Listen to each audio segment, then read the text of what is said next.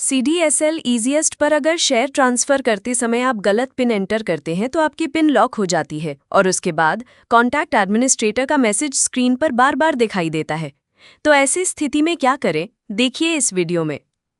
दरअसल जब आपको कॉन्टैक्ट एडमिनिस्ट्रेटर का मैसेज दिखाई दे, इसका मतलब है इस वक्त आप अपनी पिन को रीसेट नहीं कर सकते और ना ही मौजूदा पिन का इस्तेमाल कर सकते हैं, क्योंकि वो लॉक हो चुकी है।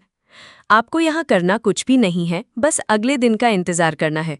अगले दिन आपकी पिन अनलॉक हो जाएगी और अगर आप अपनी पिन भूले नहीं हैं तो इसी पिन का इस्तेमाल कर शेयर ट्रांसफ़र की प्रोसेस को पूरा कर सकते हैं। लेकिन अगर आप अपनी पिन भूल गए हैं और साथ में पिन रीसेट करने के लिए सिक्योरिटी क्वेश्चन का आंसर भी भूल गए हैं, तो फॉलो करें ये स्टेप बाय स्टेप गाइड और बनाएं अपनी नई पिन तुरंत। अगले दिन पिन एक्सेस जैसे ही अनब्लॉक हो जाए तो पिन को रीसेट करके नई पिन बनाने के लिए सबसे पहले अपनी CDSL अकाउंट में लॉगिन करें। अपना यूज़र नेम और पासवर्ड डालकर जैसे ही लॉगिन करेंगे, स्क्रीन पर सबसे पहले आपको मिसलेनियस मेन्यू दिखाई देगा। उसी पर क्लिक कीजिए और फिर एडिट प्रोफाइल पर जाएं। अब जो पेज खुलेगा उसमें थोड़ा नीचे स्क्रॉल करिए।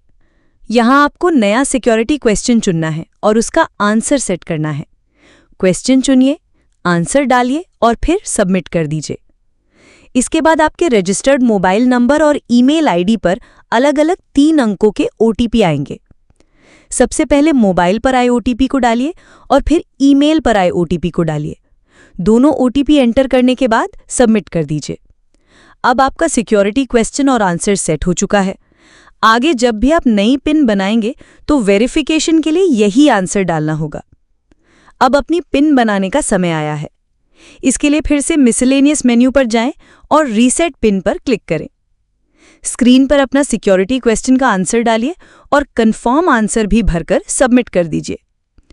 कुछ ही देर में आपके रजिस्टर्ड ईमेल आईडी पर 6 अंकों की एक नई पिन आ जाएगी।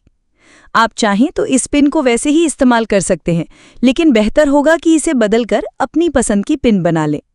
इसके लिए वापस मिसलेनियस मेन्यू में जाएं और चेंज पिन का ऑप्शन चुनें।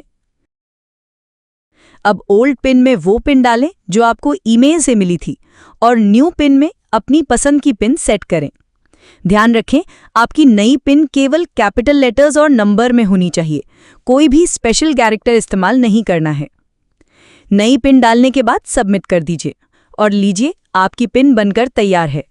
अब इस पिन का इस्तेमाल आप शेयर ट्रांसफ़र करते समय ऑथेंटिकेशन के लिए कर सकते हैं। अगर आपको अपने सिक्योरिटी क्वेश्चन का आंसर याद है तो अगले दिन आप रीसेट पिन में जाकर सिक्योरिटी क्वेश्चन का आंसर सबमिट कर दीजिए। इसके बाद आपको मेल पर नई पिन मिल जाएगी। तो इस तरह शेयर ट्रांसफ़र करते समय अगर गलत पिन डालने से आपका पिन ब्लॉक हो गया है और कॉन्टैक्ट एडमिनिस्ट्रेटर का मैसेज आ रहा है, तो चिंता की कोई बात नहीं। अगले दिन आपकी पिन अनब्लॉक हो जाएगी और आप अपनी वही पिन इस्तेमाल कर शेयर ट्रांसफ़र कर सकते हैं। अगर पिन भूल गए हैं तो इस वीडियो में बताए स्टेप्स फॉलो कर नई पिन बना सकते हैं। वीडियो अच्छा लगा हो तो लाइक और शेयर करें। साथ ही हमारे चैनल ऑल डिजिटल ट्रिक्स को सब्सक्राइब जरूर करें।